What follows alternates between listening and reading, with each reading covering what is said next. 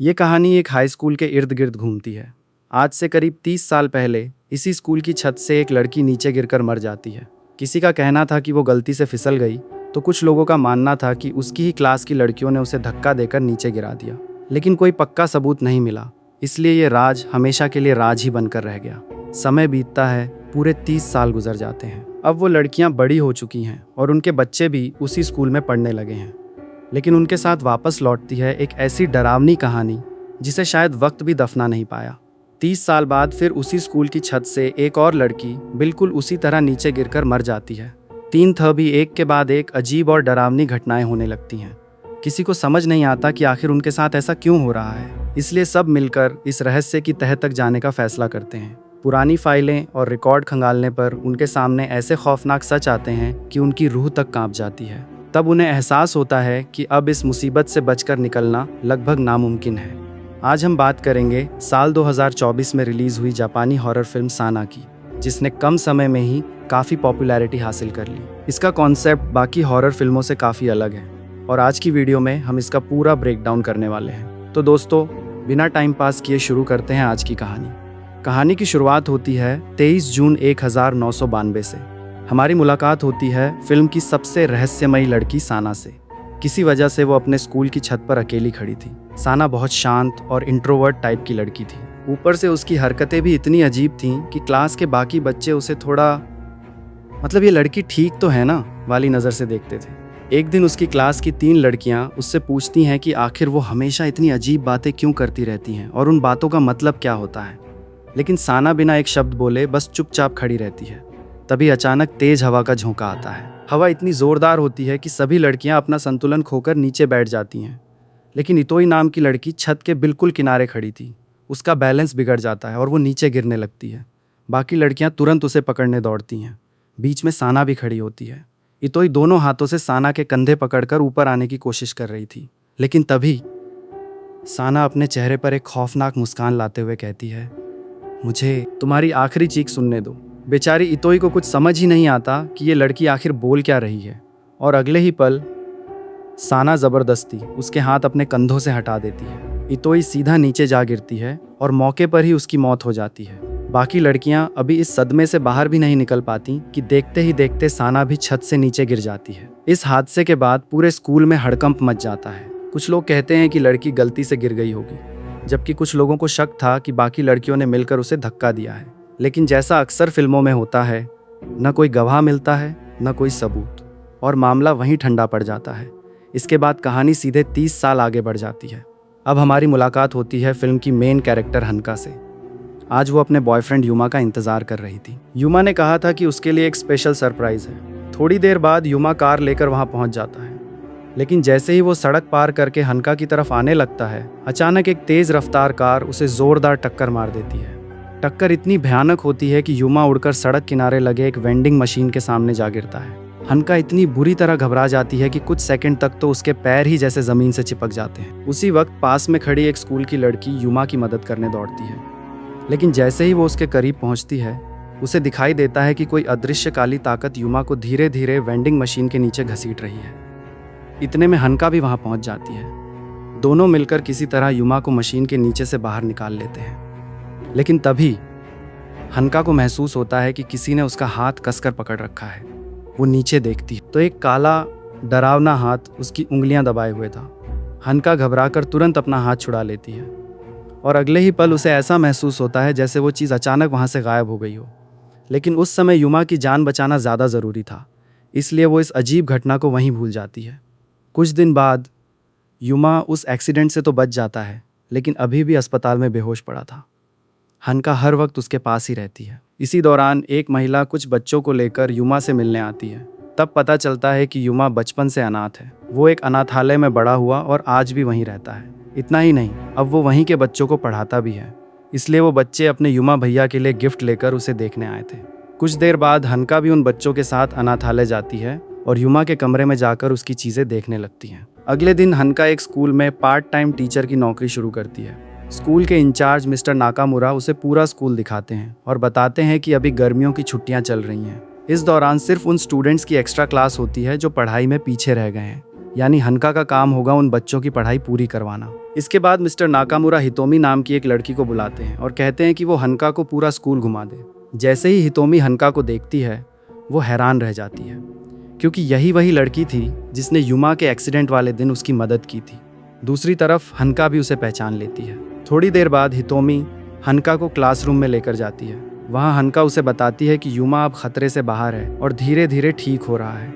ये सुनते ही हितोमी के चेहरे पर मुस्कान आ जाती है, क्योंकि उस दिन का हादसा उसे भी अंदर तक हिला गया था। कुछ देर बाद हनका वहाँ से चली जाती है। तभी हितोमी को नीचे वाली मंजिल से पियानो की आवाज़ सुनाई देती है। वो आवाज़ की तरफ बढ़ती है और देखती है कि एक लड़की पियानो बजा रही है, लेकिन लड़की बार बार सुर बिगाड़ रही थी। हितोमी उससे कहती है, ज़रा हटो, ऐसे नहीं, ऐसे बजाते हैं। और फिर दोनों मिलकर पियानो बजाने लगती हैं। माहौल एकदम शांत था, लेकिन कुछ तो गड़बड़ थी। हितोमी को याद आता है कि उसने इस लड़की को पहले कभी स्कूल में नहीं देखा। वो सोचती है शायद किसी दूसरी क्लास की स्टूडेंट होगी। तभी उसकी नज़र पास रखी एक नोटबुक पर पड़ती है। नोटबुक के कोने पर नाम लिखा था, साना। अब उसे लगता है कि शायद इस लड़की का नाम साना है। कुछ ही देर में स्कूल का एक स्टाफ वहाँ आता है और कहता है कि स्कूल बंद होने वाला है, इसलिए सब जल्दी जल्दी अपना सामान लेकर निकल जाएं। हितोमी अपना बैग उठाने के लिए पीछे मुड़ती है, लेकिन जब दोबारा सामने देखती है तो वो लड़की वहाँ से गायब हो चुकी थी। पूरा कमरा खाली था, सिर्फ उसकी नोटबुक वहीं टेबल पर रखी थी। ऐसे गायब हुई जैसे कभी वहाँ थी ही नहीं। अगले दिन हनका अपनी पहली क्लास लेती है। वो बच्चों से अपना परिचय करवाती है और बताती है कि गर्मियों की छुट्टियों तक वही उनकी सब्स्टिट्यूट टीचर रहेगी।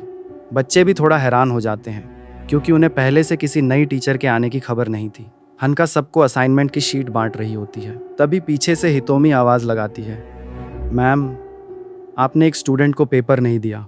हनका पीछे मुड़कर देखती है और सचमुच वहाँ एक लड़की बैठी थी। वो चौंक जाती है, क्योंकि अभी कुछ सेकंड पहले तक वो सीट बिल्कुल खाली थी। हनका सोचती है शायद उससे ही देखने में गलती हुई होगी, और वो उस लड़की को भी असाइनमेंट दे देती है। जब परीक्षा शुरू होती है तो हनका नोटिस करती है कि बाकी बच्चे लिख रहे हैं, लेकिन पीछे बैठी वही लड़की कॉपी छोड़कर बस खिड़की के बाहर घूर रही थी। जिज्ञासा में हनका भी बाहर देखती है, और जो वो देखती है उसे देखकर उसके पैरों तले ज़मीन खिसक जाती है। स्कूल के गेट के पास बने कंक्रीट पर एक लड़की बेसुध पड़ी थी। हनका उसे देखने के लिए थोड़ा आगे बढ़ती है, लेकिन अगले ही पल वो लड़की अचानक उठकर खड़ी हो जाती है और बिना पलक झपकाए सीधे क्लासरूम की तरफ देखने लगती है। हनका घबराकर बाहर भागती है, लेकिन बाहर पहुंचते ही देखती है वहाँ कोई नहीं था। जगह बिल्कुल खाली थी।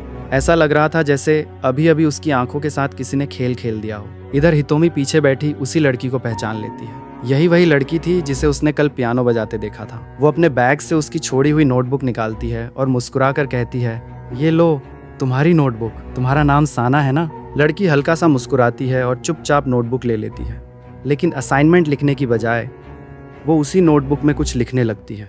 पीछे बैठी एक दूसरी लड़की उसे ऐसे घूर रही थी जैसे सोच रही हो, मैडम, ये पढ़ने आई है या अपनी डायरी लिखने। ब्रेक के समय हनका बाहर निकलती है और उसी कंक्रीट के पास जाकर खड़ी हो जाती है। वहाँ कुछ फूल रखे हुए थे। लग रहा था कि ये किसी की याद में बनाया गया मेमोरियल है। हनका हितोमी से पूछती है कि ये जगह आखिर किसकी है, लेकिन हितोमी कहती है कि उसे भी नहीं पता। जब से उसने स्कूल ज्वाइन किया है तब से यहाँ हमेशा फूल रखे हुए देखे हैं। तभी अचानक ऊपर से एक नोटबुक उनके सामने आकर गिरती है। दोनों ऊपर देखते हैं तो स्कूल की छत के किनारे एक लड़की खड़ी थी। हनका की जान हलक में आ जाती है। वो ज़ोर ज़ोर से चिल्लाने लगती है, अरे वहाँ से हट जाओ, नीचे मत देखो। लेकिन लड़की टस से मस नहीं होती। फिर वो दोनों हाथ फैलाकर मुस्कुराती है और कहती है, लो, मेरी आखिरी चीख सुनो। और इतना बोलते ही वो सीधे छत से छलांग लगा देती है। हनका पूरी ताकत से उसकी तरफ दौड़ती है, लेकिन तब तक बहुत देर हो चुकी थी। लड़की सीधे उसी कंक्रीट पर गिरती है और मौके पर ही उसकी मौत हो जाती है। उधर स्कूल की बालकनी में खड़ी साना ये सब देख रही थी। वो धीरे धीरे मुस्कुरा रही थी और अपने आप कोई अजीब सा गाना गुनगुना रही थी। बाकी सारे बच्चे बस उसकी तरफ देखते रह जाते हैं। उनकी हालत ऐसी थी जैसे दिमाग ने काम करना ही बंद कर दिया हो। कुछ ही देर में पुलिस, एम्बुलेंस और स्कूल के बाकी लोग वहाँ पहुँच जाते हैं। लड़की की लाश को वहाँ से ले जाया जाता है। खबर मिलते ही स्कूल की प्रिंसिपल मिसेज हरादा भी पहुंच जाती हैं। वो हनका से बात करती हैं और एक ऐसा राज बताती हैं जो सुनकर उसके होश उड़ जाते हैं। हरादा बताती हैं कि ठीक 30 साल पहले भी इसी स्कूल में बिल्कुल ऐसा ही हादसा हुआ था। एक लड़की छत से गिरकर इसी कंक्रीट पर मरी थी। और तभी से हर साल उसी तारीख पर स्कूल वाले यहाँ फूल चढ़ाकर उसे श्रद्धांजलि देते हैं। अब हनका को समझ आता है कि यहाँ हमेशा फूल क्यों रखे रहते हैं। उसी वक्त हितोमी उनकी बात सुन लेती है। वो बताती है कि उसकी माँ भी इसी स्कूल की स्टूडेंट थी और जिस दिन वो हादसा हुआ था उसकी माँ भी उसी छत पर मौजूद थी। उसने अपनी आंखों से सब कुछ देखा था, लेकिन इतने साल बीत जाने के बाद भी वो उस घटना को आज तक भूल नहीं पाई। कुछ देर बाद हितोमी हनका को लेकर स्कूल के अंदर जाती है। तभी हनका की नज़र फिर उसी रहस्यमयी लड़की पर पड़ती है। वो आराम से पियानो बजा रही थी। जैसे ही हितोमी उसके पास पहुंचती है, लड़की पियानो छोड़कर उठती है और हल्की सी मुस्कान के साथ उसे देखने लगती है। हितोमी भी बिना कुछ सोचे उसी की तरफ देखकर मुस्कुराने लगती है। फिर दोनों एक अजीब सी धुन गुनगुनाने लगती हैं। हनका ये सब देखकर कंफ्यूज हो जाती है। वो इधर उधर नज़र घुमाती है तो देखती है कि दूर बैठे बाकी बच्चे भी बिल्कुल बुत बने उसी धुन को गुनगुना रहे हैं। और जब वो पीछे मुड़कर देखती है तो हितोमी भी जैसे किसी के वश में आ चुकी थी। वो भी साना की तरफ देखते हुए वही गाना गा रही थी। इतने में अचानक कई सारे गार्जियन स्कूल के अंदर आ जाते हैं। जैसे ही वो लोग अंदर घुसते हैं, सबकी गुनगुनाहट एकदम से बंद हो जाती है। ऐसा लगता है जैसे कुछ हुआ ही नहीं था। माता पिता अपने बच्चों को सही सलामत देखकर राहत की सांस लेते हैं। स्कूल से बाहर निकलते वक्त एक महिला 30 साल पुराने हादसे की बात छेड़ देती है, लेकिन ये सुनते ही हितोमी की माँ घबरा जाती है। वो तुरंत उसे रोकते हुए कहती है, प्लीज़ उस बारे में मुझसे कुछ मत कहिए, मुझे कुछ याद नहीं। महिला माफ़ी मांगते हुए कहती है, जो भी हो, इस स्कूल में ज़रूर कुछ न कुछ गड़बड़ है, वरना 30 साल पहले जो हुआ था वही आज फिर कैसे दोहराया जा सकता है। घर लौटते समय हितोमी अपनी ही धुन में वही अजीब गाना गुनगुनाने लगती है। जैसे ही उसकी माँ वो धुन सुनती है, उसके चेहरे का रंग उड़ जाता है। उसे जैसे कोई पुराना डरावना सपना याद आ गया हो। वो तुरंत हितोमी को गाना बंद करने के लिए कहती है। हितोमी हैरान रह जाती है। उसे समझ ही नहीं आता कि उसकी माँ इतनी डर क्यों गई। दूसरी तरफ हनका के दिमाग में बार बार वही रहस्यमयी लड़की घूम रही थी। उसे साना का व्यवहार बिल्कुल नॉर्मल नहीं लग रहा था। सबसे अजीब बात यह थी कि स्कूल में हादसे की खबर सुनकर बाकी सभी बच्चों के गार्जियन तो आए थे, लेकिन साना को लेने कोई नहीं आया। इसलिए हनका खुद उसे उसके घर छोड़ने का फैसला करती है। कुछ देर बाद दोनों साना के घर पहुंचते हैं। हनका उसके माता पिता को स्कूल में हुई पूरी घटना बताती है। दोनों दुखी होने का नाटक तो करते हैं, लेकिन उनके चेहरे पर कुछ अजीब सी बेरुखी साफ नजर आती है। तभी हनका की नज़र बगल वाले कमरे में लेटी एक बूढ़ी औरत पर पड़ती है। वो काफ़ी बीमार लग रही थी। अचानक बूढ़ी औरत घंटी बजाती है और साना तुरंत उसके पास चली जाती है। हनका सोचती है कि शायद वो अपनी दादी की देखभाल करने जा रही है, लेकिन अगले ही पल जो होता है उसे देखकर उसके पैरों तले ज़मीन खिसक जाती है। साना अपने हाथ में एक पुराना टेप रिकॉर्डर लेकर दादी के पास बैठती है। फिर रिकॉर्ड बटन दबाकर बोलती है, तारीख 11 अगस्त 1992, नाम तायो ताकावा। इतना बोलने के बाद वो एक गीला कपड़ा उठाती है और सीधा अपनी दादी के मुंह पे रख देती है। बेचारी बूढ़ी औरत पूरी ताकत से छटपटाने लगती है, सांस लेने की कोशिश करती है। लेकिन सबसे डरावनी बात ये थी कि उसके माँ बाप ये सब सामने बैठे आराम से देख रहे थे, जैसे उनके लिए ये रोज़ की बात हो। कुछ देर बाद साना रिकॉर्डर लेकर बाहर निकल आती है। अंदर से अभी भी दादी की खांसी और तड़पने की आवाज़ें आ रही थी। फिर उसकी माँ कमरे के अंदर जाती है, दरवाज़ा बंद कर देती है और जब कुछ देर बाद बाहर निकलती है तो अंदर से कोई आवाज़ नहीं आती। मतलब अब दादी की मौत हो चुकी थी। हनका का दिमाग पूरी तरह घूम चुका था। आज तो साल 2022 चल रहा है, लेकिन रिकॉर्डर में साना बार बार 1992 की तारीख क्यों बोल रही थी और ये रिकॉर्डिंग किस लिए कर रही थी? दादी के साथ आखिर हुआ क्या? हनका के लिए ये सब किसी डरावने सपने से कम नहीं था। तभी साना का पिता उसे केक खाने के लिए देता है। हनका भी एक टुकड़ा उठाकर खाने लगती है, लेकिन खाते खाते उसकी नज़र साना के माता पिता पर जाती है। दोनों आपस में बात कर रहे थे, लेकिन अजीब बात यह थी कि वो एक ही बातचीत को बार बार रिपीट कर रहे थे। पिता पूछता, क्या माँ की तबीयत फिर खराब हो गई? माँ जवाब देती, हाँ, लेकिन तुम्हें जानकर क्या करना है, तुम तो हमेशा काम में ही बिजी रहते हो। फिर वही सवाल, वही जवाब, बार बार। ऐसा लग रहा था जैसे दोनों इंसान नहीं, कोई खराब हो चुका रिकॉर्ड प्लेयर हो जो एक ही लाइन पर अटक गया हो। हनका मन ही मन सोचती है, लगता है बेटी अकेली नहीं है, पूरे परिवार का सॉफ्टवेयर ही हैंग है। तभी अचानक साना का पिता फिर बोलता है, क्या माँ मर गई? और उसकी पत्नी बिना किसी भाव के जवाब देती है, हाँ मर गई, लेकिन तुम्हें जानकर क्या फ़ायदा, तुम तो हमेशा काम में ही बिजी रहते हो। इस बार हनका सचमुच डर जाती है। उसे उल्टी जैसा महसूस होने लगता है। तभी उसकी नज़र सामने रखे केक पर जाती है। जो केक अभी तक बिल्कुल ताज़ा दिख रहा था, अब पूरी तरह सड़ चुका था। पास रखे डिब्बे पर एक्सपायरी डेट लिखी थी, अगस्त 1992, यानी वो अभी तक 30 साल पुराना सड़ा हुआ केक खा रही थी। हनका की हालत खराब हो जाती है। वो तुरंत भागकर वॉशरूम की तरफ दौड़ पड़ती है, लेकिन वहां पहुंचते ही उसकी रूह कांप जाती है। बाथरूम में वही बूढ़ी दादी बैठी थी। उसके मुंह पर अभी भी वही गीला कपड़ा चिपका हुआ था। वो पूरी ताकत से सांस लेने की कोशिश कर रही थी, लेकिन हर सांस जैसे उसकी आखिरी सांस बन चुकी थी। हनका डर कर पीछे हटती है। तभी उसकी नज़र सीढ़ियों के पास लटक रही एक बिजली की तार पर पड़ती है। वो तार अपने आप ऊपर वाले कमरे की तरफ खिसकने लगती है और कुछ ही सेकंड बाद एक छोटा सा लड़का उस कमरे के दरवाजे पर आकर खड़ा हो जाता है। हनका को ये पूरा दृश्य बेहद जाना पहचाना लगता है, जैसे वो ये सब पहले भी कहीं देख चुकी हो, लेकिन उसे याद नहीं आता कि कहाँ। अब उसके लिए वहाँ एक सेकंड रुकना भी मुश्किल था। वो बाहर भागने लगती है। तभी पीछे से साना के माता पिता आवाज़ देते हैं, अरे मैडम, इतनी जल्दी क्या है? कम से कम एक कप चाय तो पीकर जाइए। हनका इस बार पीछे मुड़कर भी नहीं देखती। वो जान बचाकर सीधे सड़क की तरफ भागती है और वहीं खड़े खड़े डर के मारे रोने लगती है। तभी सामने से स्कूल की प्रिंसिपल मिसेस हरादा आती हैं। वो घबराकर पूछती हैं, क्या हुआ? आप इतनी रात को यहाँ क्या कर रही हैं? लेकिन हनका कुछ नहीं बोलती। वो बस डर के मारे उन्हें कसकर पकड़ लेती है। कुछ देर बाद जब हनका खुद को संभाल कर पीछे मुड़ती है तो उसके होश उड़ जाते हैं। जहाँ कुछ मिनट पहले साना का घर था, वहाँ अब सिर्फ एक पुरानी टूटी फूटी और वीरान बिल्डिंग खड़ी थी, जैसे वहाँ सालों से कोई रहता ही ना हो। यहीं से हनका को यकीन हो जाता है कि वो किसी इंसान से नहीं बल्कि किसी ऐसी चीज से टकरा चुकी है जो इस दुनिया की नहीं है। इसके बाद कहानी में हम देखते हैं हितोमी और उसके क्लासमेट ताकेरू को।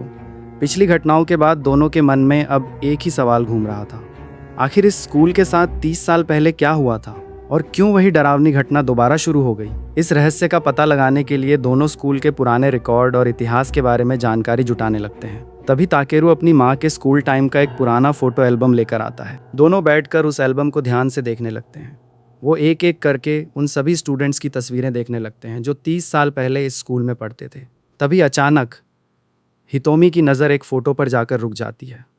फ़ोटो देखते ही उसके चेहरे का रंग उड़ जाता है, क्योंकि उस फोटो में जो लड़की थी वो कोई और नहीं बल्कि वही साना थी। वही साना जो कल तक उनकी क्लास में उनके पीछे बैठी हुई थी। अब हितोमी और ताकेरू को समझ आने लगता है कि मामला बहुत ज़्यादा गंभीर है, क्योंकि 30 साल पहले की फ़ोटो में मौजूद लड़की आज भी बिल्कुल वैसी ही दिख रही थी। इसका मतलब साफ था, साना कोई आम लड़की नहीं थी। वो शायद एक ऐसी आत्मा थी जो इतने सालों बाद भी इसी स्कूल में भटक रही थी, और शायद 30 साल पहले हुए उस खौफनाक हादसे के पीछे भी उसी का हाथ था। हितोमी और ताकेरू तुरंत वो फोटो एल्बम लेकर स्कूल जाते हैं। वो प्रिंसिपल मिसेस हरादा और हनका को पूरी बात बताते हैं। जैसे ही प्रिंसिपल हरादा साना की फ़ोटो देखती हैं, वो भी उसे पहचान जाती हैं। वो बताती हैं कि 30 साल पहले साना इसी स्कूल की 3rd ईयर की स्टूडेंट थी, लेकिन शुरुआत से ही उसका व्यवहार बाकी बच्चों से काफ़ी अलग था। साना अक्सर अकेले बैठी रहती थी, वो खुद से बातें करती रहती थी और कई बार बिना किसी वजह के धीरे धीरे गाना गुनगुनाने लगती थी। क्लास के बाकी बच्चे भी उसकी इन अजीब हरकतों की वजह से उसे परेशान करने की कोशिश करते थे। कोई उसका मजाक उड़ाता तो कोई उसे अजीब कहकर चिढ़ाता, लेकिन साना को इन सब चीज़ों से कोई फ़र्क ही नहीं पड़ता था। वो हमेशा अपनी ही दुनिया में खोई रहती थी। लेकिन एक चीज़ ऐसी थी जो वो हमेशा अपने साथ रखती थी, एक पुराना साउंड रिकॉर्डर। वो छोटी छोटी चीज़ों की आवाज़ उसमें रिकॉर्ड किया करती थी। किसी को समझ नहीं आता था कि आखिर वो ऐसा क्यों करती है। एक दिन कुछ स्टूडेंट्स ने साना की नोटबुक चेक की और उसमें उन्होंने कुछ ऐसी बातें पढ़ी जिसे देखकर सभी डर गए। साना ने अपनी नोटबुक में लिखा था कि वो सभी लोगों को अपनी दुनिया में ले जाना चाहती है, एक ऐसी दुनिया जहां वो सबको अपना गाना सुनाएगी। लेकिन उस दुनिया में ले जाने के लिए उसे हर इंसान की आत्मा की आवाज़ इकट्ठा करनी होगी। प्रिंसिपल हरादा बताती हैं कि उस समय किसी को भी साना की बातों का मतलब समझ नहीं आया था। सबको लगता था कि वो मानसिक रूप से परेशान है, इसलिए लोग उससे दूरी बनाकर रखते थे। लेकिन फिर एक दिन एक ऐसी खबर आई जिसने पूरे स्कूल को हिला दिया। पता चला कि साना के माता पिता ने ही उसे मार डाला था। पुलिस ने इस मामले की काफ़ी जांच की, लेकिन आखिर क्यों उसके माता पिता ने अपनी ही बेटी को मारा, इसका जवाब कभी नहीं मिल पाया। धीरे धीरे समय बीतता गया। लोग साना को और उस घटना को भूलने लगे। लेकिन अब 30 साल बाद फिर एक लड़की का उसी तरह छत से गिरकर मरना और फिर साना का स्कूल में दिखाई देना, ये सारी चीज़ें इस बात की तरफ इशारा कर रही थीं कि शायद साना की आत्मा वापस आ चुकी थी और अब वो फिर से अपना खेल शुरू कर चुकी थी। अगले दिन प्रिंसिपल हरादा सभी को लेकर एक डिटेक्टिव से मिलने जाती हैं। ये वही डिटेक्टिव था जिसने 30 साल पहले साना के केस की जांच की थी। सभी उससे साना के बारे में ज़्यादा से ज़्यादा जानकारी लेना चाहते थे, लेकिन डिटेक्टिव उन्हें देखते ही सावधान कर देता है। वो कहता है, मेरी बात मानिए, साना के बारे में ज़्यादा खोजबीन मत कीजिए, क्योंकि जो भी एक बार साना के जाल में फंसता है वो पूरी तरह बर्बाद हो जाता है। लेकिन प्रिंसिपल हरादा उसे समझाती हैं, कुछ दिन पहले स्कूल में एक और हादसा हो चुका है। अगर हमें बाकी लोगों को बचाना है तो हमें साना के बारे में सब कुछ जानना ही होगा। उनकी बात सुनकर डिटेक्टिव के पास कोई रास्ता नहीं बचता। वो मजबूरी में साना के बारे में पूरी सच्चाई बताने के लिए तैयार हो जाता है। डिटेक्टिव गोंडा अपने पास रखा एक पुराना साउंड रिकॉर्डर निकालता है। वो रिकॉर्डर साना का था। वो उसे सबके हाथ में देते हुए कहता है, इन रिकॉर्डिंग्स को सुनिए, तभी आपको साना की पूरी कहानी समझ आएगी। लेकिन इसके बाद वो एक अजीब बात कहता है। वो बोलता है, लेकिन प्लीज़ मुझे इन रिकॉर्डिंग्स को दोबारा सुनने के लिए मत कहना, मैं इसे दूसरी बार नहीं सुन सकता। इतना कहकर वो सबसे थोड़ा दूर जाकर बैठ जाता है।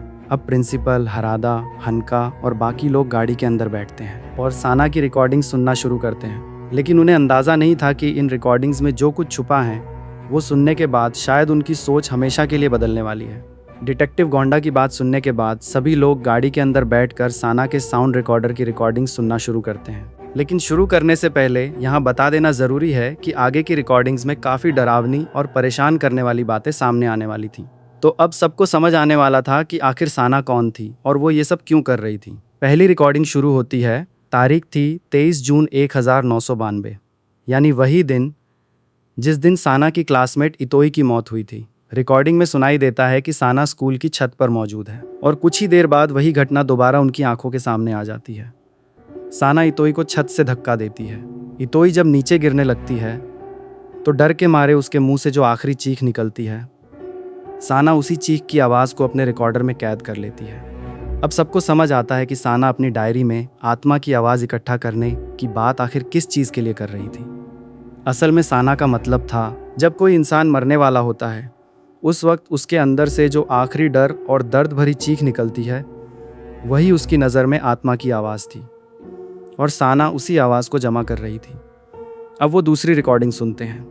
तारीख थी 2 सितंबर 1992। इस बार साना ने किसी बाहर वाले इंसान को नहीं बल्कि अपने ही परिवार के एक सदस्य को निशाना बनाया था। साना की माँ गर्भवती थी और उसके पेट में साना का छोटा भाई था। लेकिन साना ने अपनी माँ के पेट में पल रहे बच्चे को भी नहीं छोड़ा। उसने अपनी माँ के पेट पर हमला करके उस बच्चे की जान ले ली और जब उस बच्चे की मौत हुई तो उस समय की आवाज़ भी उसने अपने रिकॉर्डर में कैद कर ली। अब गाड़ी में बैठे सभी लोगों के चेहरे पर डर साफ दिखाई देने लगता है, क्योंकि उन्हें समझ आने लगता है कि साना के लिए ये सिर्फ हत्या नहीं थी बल्कि एक तरह का कलेक्शन था। इसके बाद तीसरी रिकॉर्डिंग शुरू होती है। तारीख थी 23 सितंबर 1992 और इस बार शिकार कोई और नहीं, खुद साना थी।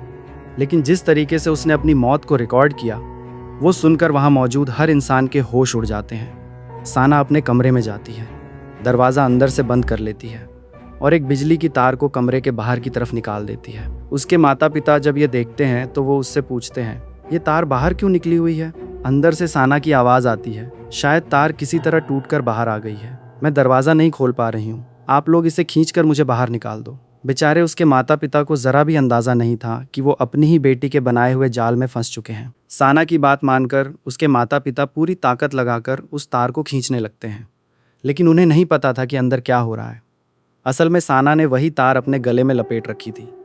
बाहर से जब उसके माता पिता तार को खींच रहे थे तो अंदर वही तार फंदे की तरह काम कर रही थी। धीरे धीरे साना हवा में लटकने लगती है, वो तड़पती रहती है, लेकिन उसके माता पिता को कुछ समझ नहीं आता। वो बस अपनी बेटी को बाहर निकालने के लिए तार खींचते रहते हैं। जब तक उन्हें असली सच्चाई समझ आती है तब तक बहुत देर हो चुकी होती है। साना मर चुकी होती है और उसके आखिरी पलों की चीख, उसके माता पिता की घबराई हुई आवाज़ें, सब कुछ उस साउंड रिकॉर्डर में हमेशा के लिए कैद हो जाता है। रिकॉर्डिंग सुनने के बाद गाड़ी के अंदर बैठे सभी लोग बुरी तरह टूट जाते हैं। किसी ने सोचा भी नहीं था कि साना की कहानी इतनी भयानक होगी। हितोमी और बाकी लोग डर के मारे रोने लगते हैं। ताकेरू तो ये सब सहन नहीं कर पाता और गाड़ी से बाहर निकल जाता है। उसके लिए ये कल्पना करना भी मुश्किल था कि कोई इंसान इतनी खौफनाक हरकतें कैसे कर सकता है। कुछ देर बाद डिटेक्टिव गोंडा उनके पास आता है। वो कहता है, देखा, मैंने कहा था ना, इन रिकॉर्डिंग्स को सुनना किसी आम इंसान के बस की बात नहीं है। ताकेरू रोते हुए पूछता है, ये कैसी आत्मा है, ये कैसा श्राप है? डिटेक्टिव गोंडा तब एक ऐसी बात बताता है जो सबको सोचने पर मजबूर कर देती है। वो कहता है, हर बार ऐसा ज़रूरी नहीं कि किसी श्राप की वजह से ही सब कुछ हो। साना किसी से नफरत नहीं करती थी, किसी ने उसका कुछ बिगाड़ा भी नहीं था। उसने जो किया वो सिर्फ अपनी इच्छा पूरी करने के लिए किया। साना का मानना था कि वो सभी लोगों को अपनी दुनिया में ले जाएगी और उस दुनिया में जाने का रास्ता सिर्फ एक था, इंसान की मौत से ठीक पहले निकलने वाली आखिरी आवाज़। इसीलिए उसने उन्हीं लोगों को अपना शिकार बनाया जिन्हें वो पसंद करती थी। इतोई, उसका छोटा भाई, उसकी दादी और आखिर में खुद साना। उसने सबकी आखिरी आवाज़ रिकॉर्ड करके उन्हें अपनी दुनिया में ले जाने की कोशिश की।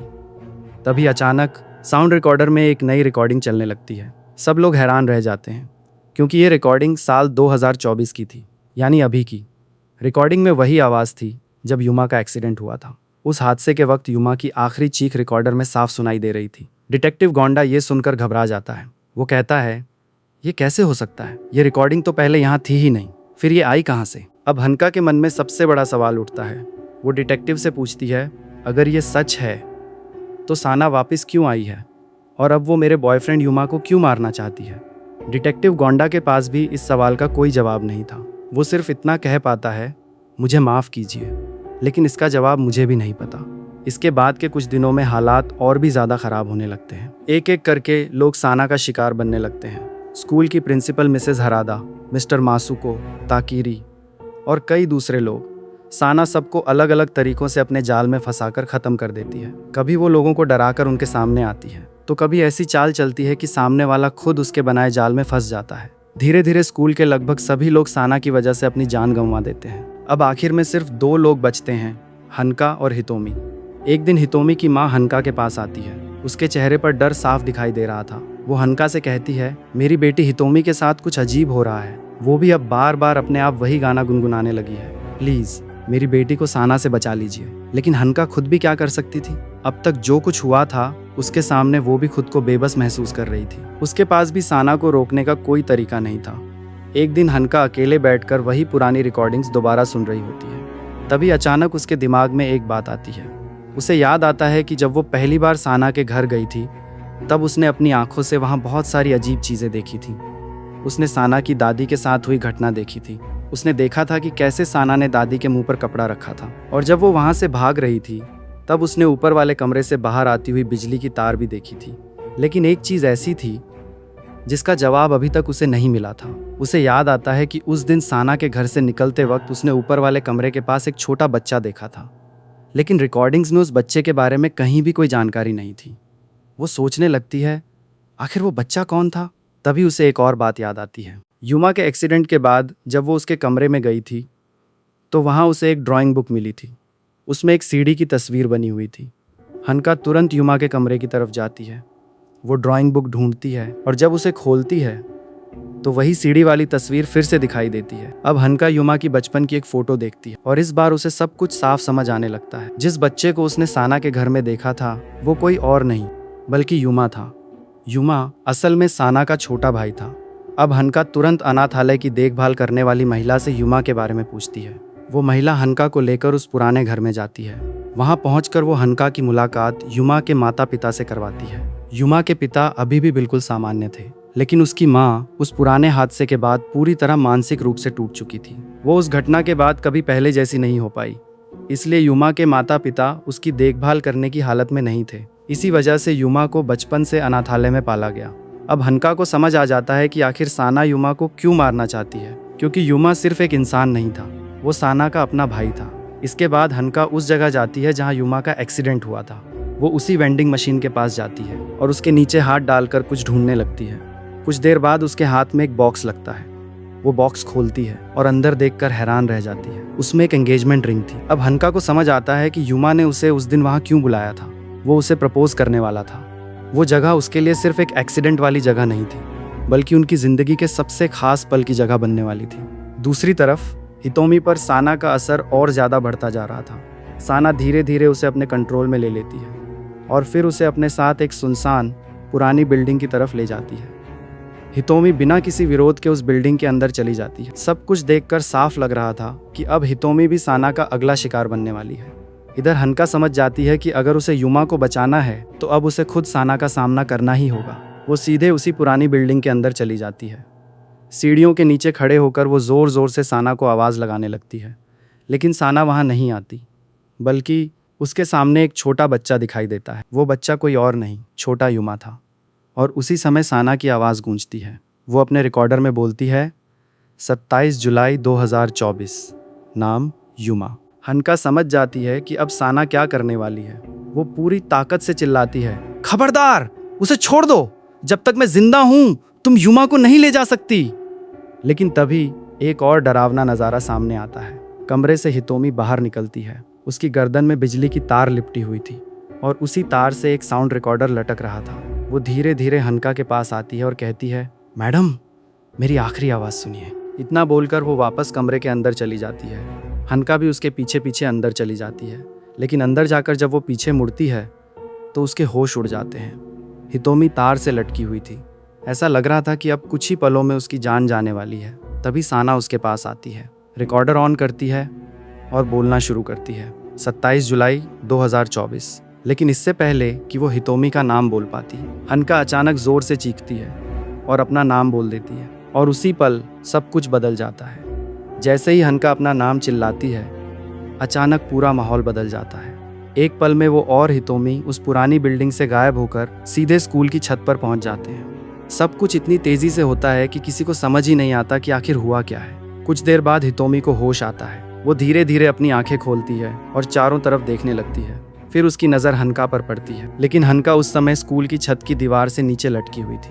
वो किसी तरह अपना हाथ टिकाकर खुद को बचाने की कोशिश कर रही थी। हितोमी ये देखते ही घबरा जाती है।